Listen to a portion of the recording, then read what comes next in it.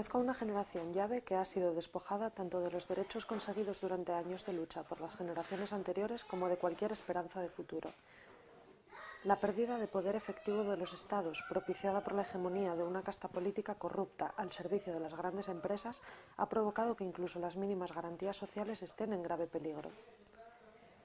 El desmantelamiento de los sistemas públicos de educación, sanidad y pensiones no es más que otro de los engranajes de esta crisis de estafa generada por unos pocos para su propio beneficio. Tras años de desencanto, veo en Podemos una oportunidad única de regeneración democrática, de cambio, de construcción de soberanía, por y para las personas. Veo en Podemos a personas constructivas y generosas, comprometidas con las trabajadoras en precario, con los parados, con las y los pensionistas, con la igualdad y con mi país, Asturias. Las políticas europeas en cuestiones como la pesca, la minería, la energía o la cuota láctea sitúan a Asturias en la absoluta precariedad económica, laboral y social, además de conllevar una importante pérdida de soberanía. Veo en Podemos una forma de unión, porque somos mayoría y nuestros intereses no son los mismos que los suyos. Y veo que no solo podemos, también debemos y queremos.